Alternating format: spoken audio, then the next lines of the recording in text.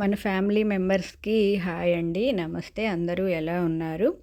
Non veg వండిన గిన్నెలైనా, అలాగే మనం ఆయిల్ వేస్తాం కదండి, ఆయిల్ క్యాన్లైనా సరే చాలా ఈజీగా అవి బాగా జిడ్డు పట్టి ఉంటాయి. నాన్ వెజ్ అయితే స్మెల్ వస్తూ ఉంటాయి.